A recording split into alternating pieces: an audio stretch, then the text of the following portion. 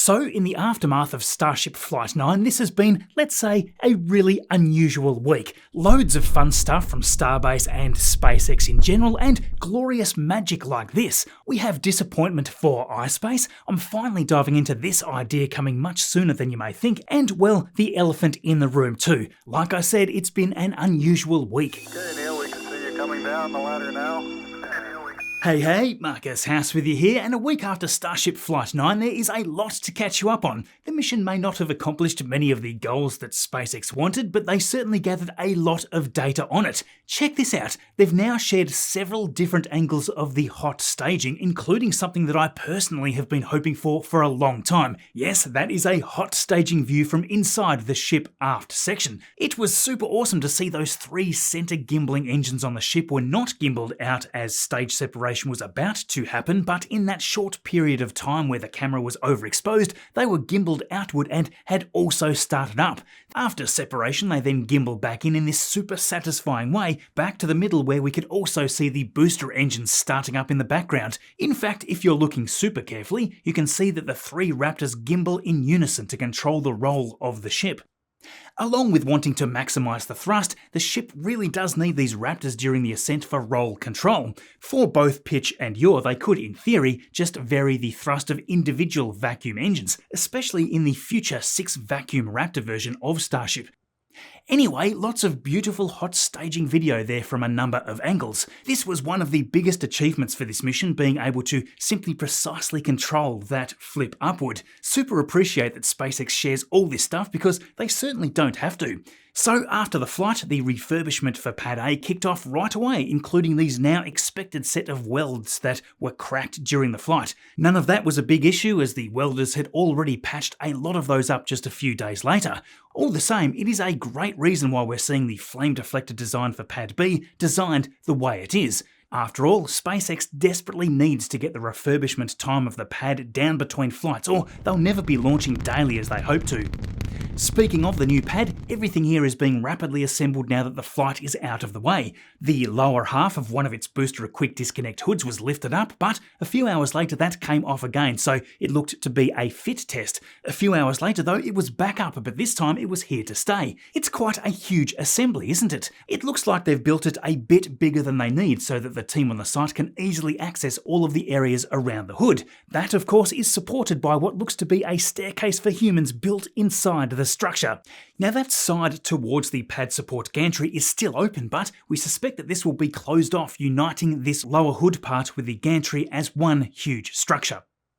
Over here, this week a pile drilling rig was moved over to the area where the vehicles will be staged for lifting. That strong foundation work is going to be essential for the vehicles. Keep in mind that this area will also have some of the deluge pipework hidden beneath the surface, so they can't just lay a thick reinforced slab of concrete on top.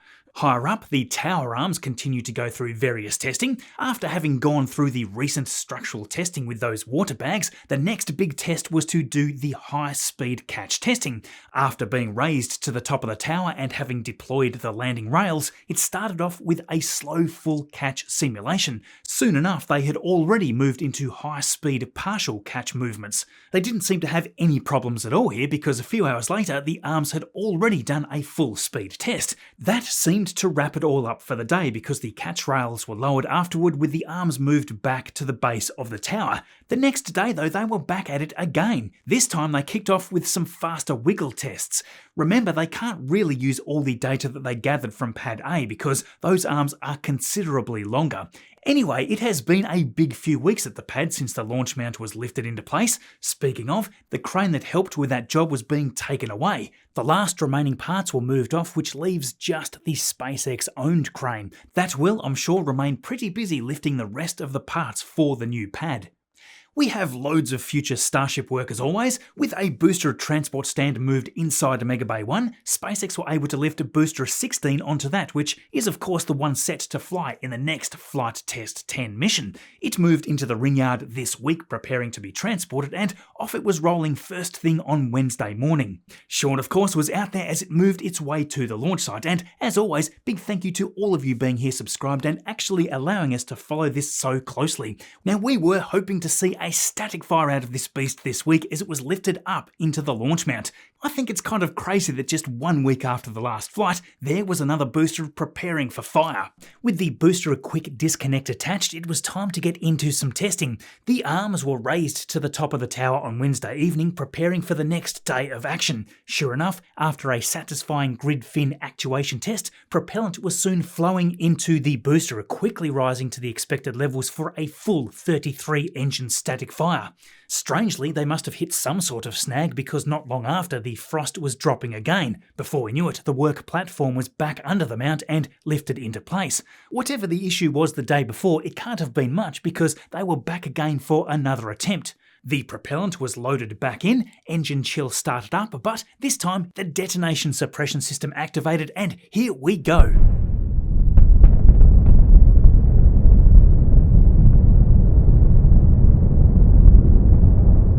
Yes, in just a little over a week since Flight 9, another completely sweet-looking static fire. That is some great news. Now, Booster 16's flight partner Ship 36 is still being worked on inside Mega Bay 2. Oddly enough, a Raptor vacuum engine was moved out of there, possibly taken from this ship, although admittedly it could have been one of the Ship 35 replacements. Anyway, along with that, the very last Block 2 ship number 38 has been moved to the centre workstation after being fully stacked last week. This should now free up the turntable, which could potentially need to have modifications installed to get ready finally for the next generation ship. In the Mega Bay next door, the assembly of Booster 18, the first Block 3 booster, has had another 4-ring barrel moved inside, so that will make it 19 rings tall. I can't wait to see these next-gen vehicles assembled and rolling for the first time. We have build site work continuing to rip along. You will see there that the Star Factory has now been almost completely tidied back up after the recent demolition to the end of it, almost fully weatherproof again. The preparation work for the new Gigabay has seen a bunch more concrete around the old high bay being torn up and taken off site, certainly making very short work of the old pipes buried underneath all that. These massive sheet piles were then later seen being driven into the ground in this area, and I suspect this is going to become quite a recurring theme, especially given how many piles they will need to install here. Over at the Massey's test site, there has been a lot happening right through the week. In the last video, of course, I had just covered Ship 37's arrival here, and since then the ship has been through quite the testing campaign. If all goes to plan, this ship will take off on Flight 11. Now, its cryo testing campaign kicked off with both main tanks being loaded up, and soon enough the vehicle was detanked again. All seemed to have gone very well with that, because a few hours later, a thin frost line once again appeared on the main tanks, but this test was not for those tanks. No, with the nose cone not having a full heat shield yet, we could see that the frost was forming on the tip where the liquid oxygen header tank is located. This tank was not filled during the earlier test. Notice here that we got to see the venting for both the liquid oxygen and methane header tanks. Once those were detanked, SpaceX then transitioned into another test for the main tanks. Within a few hours that had wrapped up too, so yeah, within a day they looked to have completed the full cryogenic testing campaign for this ship. Next to it, of course, Test Tank 17 has been busy too, even though it still hadn't had those actuators in the 5 diagonal access tubes hooked up yet. Indeed, they obviously had a lot more to test out. Once again, they loaded the cryogenic liquid into its main tank, but after a while, even the upper exposed dome frosted up as well. Indeed, that smaller tank on top was being loaded. In fact, it remained loaded right through the night, and at one point, it was venting for well over 2 hours continuously.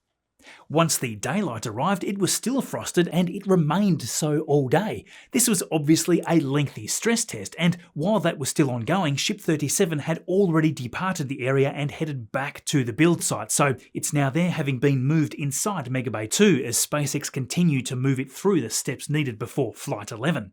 One step, of course, having aft flaps installed. One of those was moved inside this week, but that could also be destined for Ship 36 given that we only saw one moved in last week. So yeah, another busy one around Starbase. Many of you in the comments last week had a lot to say about the results of Flight 9. Obviously we all hope for a much better result with the next remaining Block 2 vehicles. I mean, it's certainly going to be great to see Elon focused on SpaceX and whatnot. You might have seen the headlines recently where he mentioned shifting his attention back to his companies after a massive outage took down large parts of X. Given his obvious role in government recently, the coverage of this story was very different depending on which news article you were reading. Go to ground.news/Marcus or scan this QR code to see how some sources saw it as a smart move to refocus on groundbreaking work being done at companies like SpaceX and Tesla, while others framed it as a tech billionaire scrambling to fix his mistakes. How do you make sense of it all? That's where Ground News comes in. I've been using it for years now because it does something quite special. It shows how different sources report the same story side by side. Want to see which headlines are leaning left or right? Perhaps those that skip the business angle entirely. Ground News lets you explore the full picture, not just one version of some news organisation's truth. Founded by former NASA engineer Harlan Kaur, it's perfect for anyone passionate about space, science, or just getting to know the facts without the spin. I use their Vantage plan every day to cut through the noise and see what different sides are actually saying. If you don't take my word for it, the Nobel Peace Centre even called it an excellent way to stay informed, avoid echo chambers, and expand your worldview. Right now, you can get the same plan that I use for just $5 a month when you visit ground.news/Marcus, the link there in the description, or scan the QR code there on screen. That's nearly half off, by the way, so if you're tired of one-sided news and want a better way to stay informed, check it out. Big thanks to Ground News supporting the channel. Now, right after I published last week's video, we had Blue Origin launch the NS-32 mission. That was flight number 12 with passengers on board. Nothing particularly different about that flight. People always seem to have mixed responses to these missions, and I must admit, given what the vehicle is made to do, you would think that they'd be firing these off almost weekly or even daily at this point. It does have many wondering how effective it is for suborbital tourism-style flights when it's still flown so infrequently. Other than the passenger list, New Shepard missions don't really offer anything overly new to share, so I don't know if you want me to mention them at all at this point. What do you think? All successful, of course. Nice tracking shots of the booster coming back down to land, followed by the parachute deployment from the capsule. I think what is much more interesting right now from Blue Origin is what they're hard at work with in the background. Obviously, we are all super eager to see the upcoming missions with New Glenn, but in particular, they've been sharing their plan for this lunar lander mission, hopefully flying by the end of the year. Yes, New Glenn will carry Blue Origin's own lunar lander Blue Moon Mark 1, which is going to attempt to land near the lunar South Pole. Now, this is a smaller version of their Mark 2, which they're building as part of the Human Landing System contract with NASA to eventually, of course, land humans on the moon. This smaller Mark 1 lander, though, can deliver up to 3 metric tons to the lunar surface, and don't be fooled when I call the Mark 1 smaller. If successful, it'll become the largest spacecraft to ever land on the moon. Comparatively, the Mark II aims to carry 20 to 30 tons, which is just bananas. Anyway, as you would expect, the Mark I shares hardware with its larger Mark II future sibling like the BE-7 engines. Right now, the Mark I should ship out in just under a month, so with any luck, it should be launching by the end of the year. Along with that, of course, Blue Origin recently showed off a crucial brand new design which will be a critical part of the Mark II lunar architecture. This new transporter will carry liquid hydrogen and oxygen propellant from Earth orbit to a near rectilinear halo orbit around the moon. From there, it will refill the Blue Moon Mark II lunar lander. Quick side note, really terrific work here by the channel Digital Astronaut. I've got a link to this in the description below so that you can give them a follow if you love this sort of thing. Given Blue Origin don't release a lot of models or animated work, the community working on this stuff is terrific. The transporter will initially launch on a New Glenn rocket, of course, and then get refilled using leftover propellant from New Glenn upper stages. To put this size into perspective, this has 7 metre or 23 foot wide tanks, the same as New Glenn's upper stage. That keeps everything nice and modular in the production line. Originally, this transporter was supposed to be created by other companies in the national team led by Blue Origin, but apparently Blue Origin are now just doing it themselves. Once fully filled, this transporter could carry 100 metric tons of propellant to lunar orbit, so yeah, it's pretty crazy. On the flip side, if needed in the future, it could carry 30 metric tons to a Mars orbit, so this could be crucial in the future to serve deep space logistics across the inner solar system. It is particularly useful for the moon infrastructure though, because water ice at the surface base can be made into that propellant. One would hope that eventually we will have a thriving industry of reusable vehicles hopping from the surface to lunar orbit, some to keep the propellant depot topped up, and others to refill and hop around the surface. I think this is very exciting. There are, of course, massive challenges to solve. Blue Origin, just like SpaceX, need to have a big focus on zero boil-off technology. John, the Senior Vice President of Lunar Permanence at Blue Origin, admitted that indeed this is hard to do, but mentioned that they've been making progress on the systems needed to store cryogenic fuel like liquid hydrogen at 20 Kelvin. That's negative 253 degrees C, and obviously the biggest challenge. On the flip side, liquid oxygen can be stored just under 90 Kelvin. Apparently, Blue Origin already has its first prototype in thermal vacuum testing with NASA, so yeah, by the end of this month, they expect to be showing that they can consistently hold both propellants. Of course, there is a big difference between a test vacuum chamber and being out in orbit, as the vehicle is fairly constantly lit up by the sun. Right away though, you can see in this rendered model that they have shielding designed in, doubling up, I imagine, as solar panels. So yeah, I can't wait to see all of this becoming a reality. We also have tough news this week for Japanese company iSpace with their lunar lander named Resilience. Remember, this launched back in January on Falcon 9, and due to the lengthy plan to get it into its designated lunar orbit, it was finally ready to descend to the surface. As the lander began its final burn, everything looked okay until about 1 minute and 45 seconds before landing. The data showed that it was still going way too fast, about 187 kilometers or 116 miles per hour. Not exactly a nice, gentle landing speed. Then we had, well, nothing. Communication had cut out, and the team later on confirmed it was most likely lost.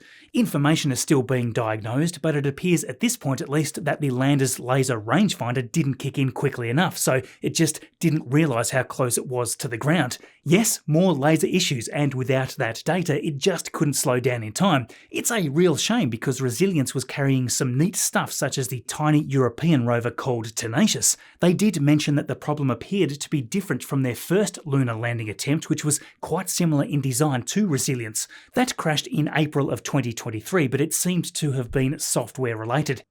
Anyway, I'm sure they'll be back at it again with another lander soon for the next attempt. I know that they're going to be working on a new Series 3 design which will hopefully be ready for a mission in 2027. It's all certainly a setback though, and yet another reminder of just how hard it is to design and plan missions for a moon lander.